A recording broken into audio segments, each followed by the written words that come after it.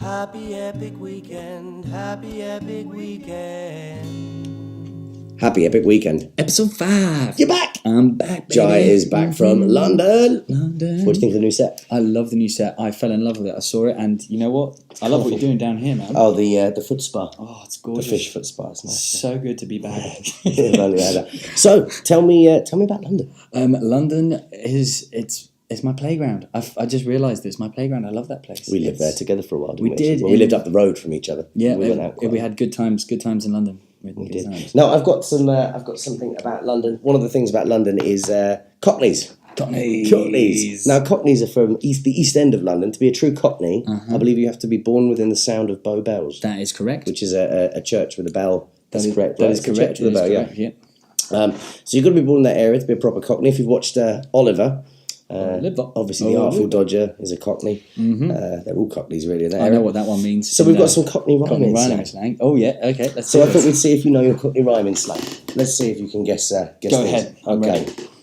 If I said to you, and I'll put it in context as well, but the Cockney rhyming slang, the word is Alan Wickers. It sounds. I've got a dirty mind. Knickers. It is indeed. It is indeed. I was going to put it in context, like you would use Cockney rhyming slang, sort of like, "Oh my goodness gracious, you should have seen the state of her, Alan Wickers." Give me 2 lifelines. I'm allowed to ask twice. You're allowed to ask. Yeah. Answer twice. No, ask for like in context twice. Okay. I've got this. Okay. Because I'm a Cockney. Baked bean. That's the Queen. That's the Queen. He's doing well. That's another one, right? What about Artful Dodger? That's the one. I know that one, mate. That's when the Artful Dodger comes round and he's going to rent the place because he's my lodger. He's a lodger. Yeah. You're an Artful Dodger. Now the thing with Cockney rhyming slang though is a lot of the time they don't use the rhyming part. No. So for example, we both know this one, but whistle and flute is soup. Yeah. Oh, I didn't know that one. Did you not? I didn't know. But they would refer to it as just whistle. Get your whistle on. Yeah, okay, yeah, get your whistle. Got the apples for the apples and pears. They don't use the rhyming part, so it makes you can't know, you can't guess. I didn't have a Scooby. Do you know? I didn't have a Scooby Doo. Didn't have a clue. Yeah. All right. What about? Last one. Let's do a good one. Khyber Pass. Pass. Bottom. I'll leave you to work out the rhyme on that. Now, what did you get up to when you were in London? Well, I made a little video to show you. Let's watch it. London, my hometown. Back for my birthday, and the Happy Epic Weekend crew sent me on a mission to bring back some authentic Jellied Eels. Where do I go for that? So I'm out in the East End of London, and I'm getting some Jellied Eels for the show. And done a tour of the street art around here. It's pretty cool. And I do recommend coming down to the East End and checking out some of this cool stuff.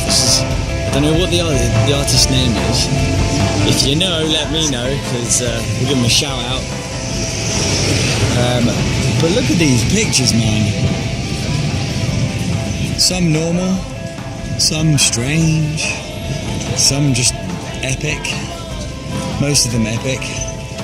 I'm also told about street artists that what they do, they come off the tube or wherever, whatever city they're in, and they come and slap these stickers on here.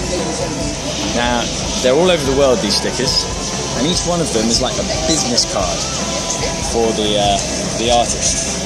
When you see one of these on say like this guy, or girl, don't actually know who the artist is, but whoever did this slaps it on there, and then that's how you know that there is a work by them, a piece of work by them out somewhere around here. Good to know, eh? Sup, this is with Theo. She's gonna perform. Yeah, I got distracted. I wanted to take some more pictures of some street art, so I went up the abandoned railway at Finsbury Park. I brought my friend Theo along to see if we can get some good footage. I can't play you what I was playing because it's kind of copyrighted, but we found some really interesting stuff when we got to the local skate park.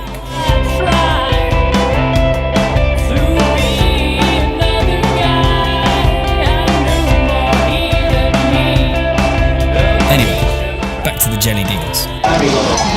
Can I have some Jellied Eels? show me that dance. We just Jellied Eels. Jellied Eels. Anything else? No, that's all good. $5.95. Bargain. So, Jelly Eels? Jellied Eels. Jellied Eels, son. Jellied Eels.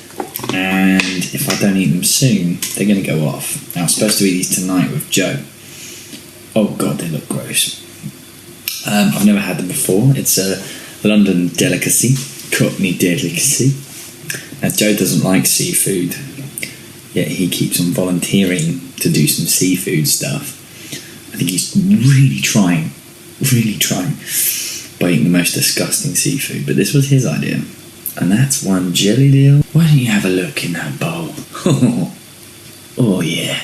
Although, I'm really sorry if I'm offending someone who loves jellied eels. Sorry. Each to their own. Okay, it feels disgusting in my hands. Very little taste. Sorry, smell rather. Can't really smell much. But, here we go.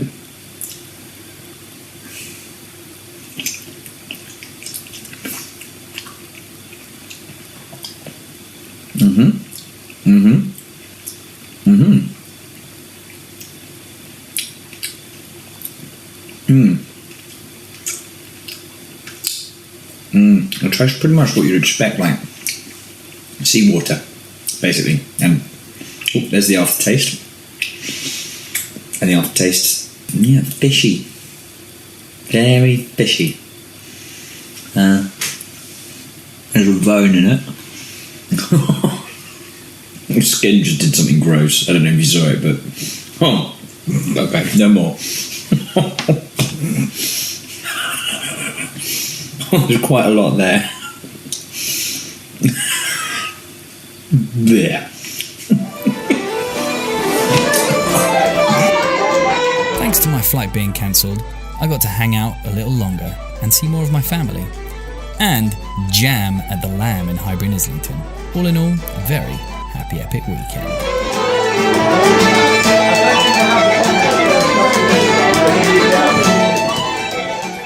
Well, that looked like you had a lot of fun. I had a lot of fun. Especially like the hula hooping girl. Oh, yep. Well, her name is Rothio. You can find her in the Instagrams. And also, before we go on, 5 points to you for eating those eels. Yeah, I kind of feel something. I got away with it. I kind of smell something fishy going on here.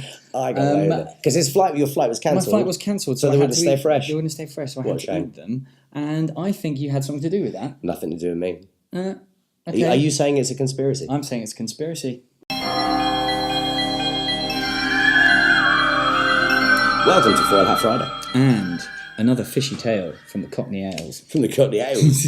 This one comes from Whitechapel in London. And we're going to talk about Jack the Ripper. One of the most famous conspiracies of all time. Now, Jack the Ripper obviously was one of the very famous serial killers of the Victorian era, specialising in murdering ladies of the night. And that was a crying shame. It was a crying shame. And lots of people were suspected. Yes.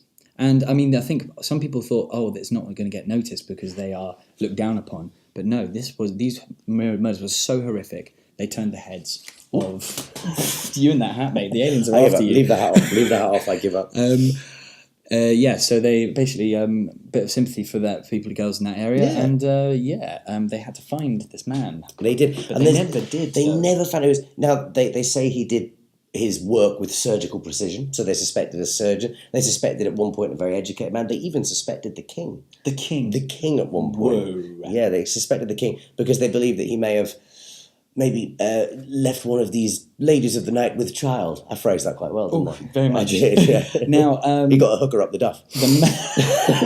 The man who they think it is. They found some new evidence, didn't they?